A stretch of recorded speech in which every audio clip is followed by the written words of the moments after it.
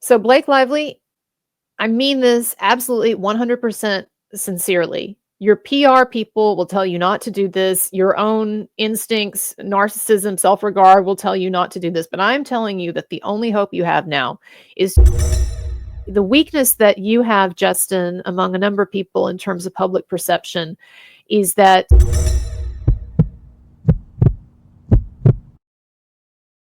So I'm just curious how things are going for the Khaleesi these days.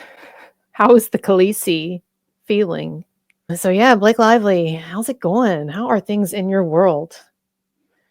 If I were Blake Lively, I would probably be going outside like this. This is a good shirt for hiding, by the way. Man, it's almost like Amber Heard and Blake Lively happened to be sitting next to each other at some swanky bar in LA a few months ago. And Blake Lively said to Amber, "Hold my beer. I can top what you did." Wow, so self-destructive. But anyway, this situation, it is just continuing to snowball and it's getting so much media coverage. And being totally honest with you, it's tearing up the algorithm and the algorithms for all platforms in ways that I haven't seen since Amber Heard, Johnny Depp. And so Blake Lively she is deep in the shit. She is in deep shit that she has created for herself. Let me put it this way. In fact, I think the only thing that Blake Lively can do now is a complete mea culpa. Do an interview with someone, I don't care who it is, Oprah, whoever, someone that you feel comfortable with and that you know will sit there and just like she did for Meghan Markle and Prince Harry.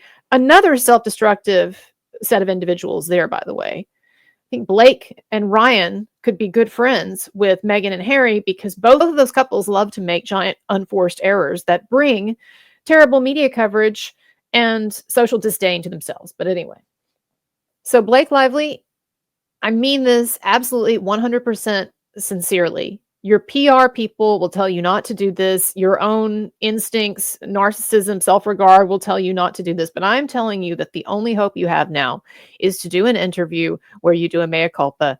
If I were you, Blake Lively, this is what I would say.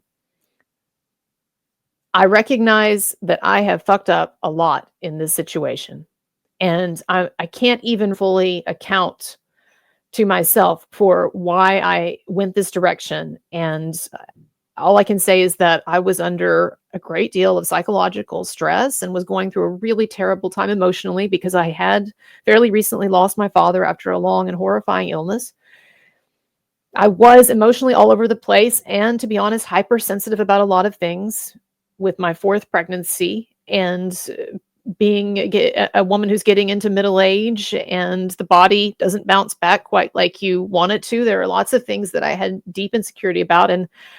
And then people don't know this, but there was actually a lot of pressure on me with this film from myself to make it as amazing as it could be and to have a vision for it, to develop a vision for it, to implement that vision, because this was the first time that I have been more than an actress on a film, that I have been in this kind of a producer role. To be quite honest with you, I really felt like this was my chance to finally become a respected artist in the industry and not just a pretty blonde face with a pretty body or whatever, I mean, you've seen The Shallows, yeah, I did some good acting there, I think, but we see what that movie was really about.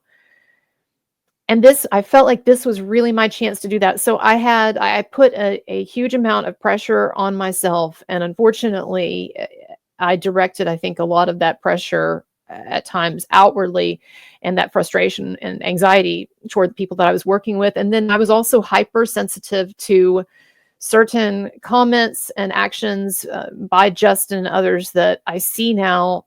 I have to admit, I just blew totally out of proportion or misunderstood. And the truth is that the last 2 weeks have been an excruciating, humbling experience for me. Seeing the way that public sentiment has turned against me has made me realize that I have to get my shit together and I have to take a long, hard look at myself. And I have to try to understand and work on whatever brought me to this place where I got so confused about things and felt like I had to do something like this. So I'm sorry. I apologize to Justin. I will be dropping my lawsuit. I'm going to go away for a while in the sense that I'm not going to be making movies or doing TV. I'm going to figure out what the hell happened this year. That's not the person that I feel like I am inside. And I've said before that I'm shy. And sometimes the way that I get over that shyness is to try to project strength as much as possible. And I think that there are positive and negative ways to do that. And I think that I need to look at the negative ways that I've been doing that in my life. And I also want to address one thing. I want to talk briefly about the now infamous interview that I did with Kirsty Flaw. I have to say, I look at that interview now and I see what other people see. You may not believe this, but I see what other people see. And I don't know what the hell was going on with me that day for me to have reacted that way. But I will say this, not as any kind of an excuse, but so people can understand where my head was at more. We actors hate doing those never-ending repetitive interviews when we're promoting a film, because I don't know if people know this or not, but you do these interviews that, like the one you saw with Kirsty Flaw, you do those when you're promoting a film, sometimes for days, hour after hour after hour, person after person after person, and you get the same comments because there's only so many things you can ask someone, right? When you've got 15 minutes, you don't really know them, and you're just talking about a new movie. So you get the same comments. And so, yes, I was very pregnant. Yes, I was very moody. I was also insecure about my appearance, quite frankly. And I also felt like being pregnant in this industry, you're not necessarily, and maybe I'm wrong about this, not necessarily always taken as seriously. And so I had done a bunch of interviews right before the Kirsty Flaw interview, and every one of them had said the same thing. Congratulations. Oh, you're big. Look, you're pregnant. Da, da, da. And so something that might not have felt like a big deal the first, 1 to 10, 15 times, 20 times it happens, but then you get worn down, you're tired, you're cranky. And we actors, we just hate doing those interviews. In fact, Cillian Murphy, he has said that we should just abolish all of these interviews together because actors hate them and they're so generally non-productive and banal. So that doesn't excuse at all the way that I acted with Kirsty Flaw, and I want to also apologize to her. And I had no idea that you had just experienced a miscarriage, or I would not have said what I said. But I apologize, and that's not me. That's not who I want to be, at least from now on. So I don't expect people to have any particular reaction to this, but this is the way that the universe has shown me now through some shaming and some humbling. This is what I need to do now, is figure myself out and figure my life out and take a long, hard look in the mirror. Blake Lively, if you would say something like that, I'm not saying that it's the most eloquent thing here that I've just said, basically ad-libbing, but you sit down and you say what I just said, and you are a very good actress. You turn on your acting abilities, so to speak, or you generate the warmth or the contrition that needs to be generated in that speech. And a significant number of people will say, okay. Because people do like to forgive. And people love a prodigal son story if you have the boldness to do something like that. Because people never do that. People never just say, you know what, I fucked up. I'm sorry. What was I thinking? Let me think on that. Let me go away. Let me address that. And I apologize for what I've done. People don't ever do that. And so it would be so shocking. It would create a whole sort of media coverage in and of itself. And I think that Justin Baldoni and Wayfarer, they are spiritually grounded. And I think that if you, like Lively, fell on your sword, so to speak, I think that you would find that your opponents would soften. Because the only reason that Wayfarer and Baldoni are doing what they are doing in terms of now pursuing you so aggressively with lawsuits and in the media is because you have backed them into a corner. So, time to put up the white flag, say, I get it, and you'll create some space for yourself to breathe. Because right now, Blake Lively, I know Blake Lively, it has to feel like the weight of the world is crushing you and you cannot breathe. I have sympathy for that, but you did it to yourself, and you got to hit some kind of rock bottom really fast in your mind and then turn it around. And you can do it. You can do it over time. People do have short memories. If you say you're sorry and you show contrition and then you go away for a while and figure out your next move, when you do come back one day, people will not be hostile, but you're just running yourself into deeper and deeper into the ground, and you got to stop, because there's no hope this way. There's no hope this way. There's just going to be months and months of the kind of, frankly, torture that you're experiencing right now, because this story is only going to get juicier. It's only going to get more and more people involved. I've seen this with Johnny Depp and Amber Heard before. I've seen it. And every time there's one of these Me Too scams, I say to the women, I say, stop. You don't actually want to do this, so stop doing it. And occasionally some do. One of them, Ashley Morgan Smithline, one of Marilyn Manson's primary accusers, she even went on The View and People magazine accusing him of the most horrible things. Well, she had a change of heart. She realized that this scam was wrong. And she, in a legal affidavit, she declared that the whole thing was a hoax and lies, that she had been basically enticed to by Evan Rachel Wood. So there's that. And then I have to tell you all, I did an interview almost a year ago. And honestly, it's one of my favorite episodes on my channel.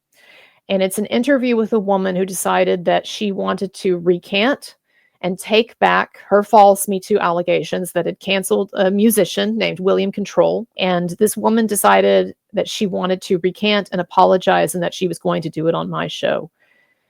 And it's a powerful thing when people turn around, when people truly get the message and they turn around and they say, this was wrong. I'm sorry. I take it back. It doesn't fix everything, but it is the necessary and essential first step to going back in the right direction. So Blake Lively, I'm serious. Everybody in your life will tell you, don't apologize. Don't do a mea culpa.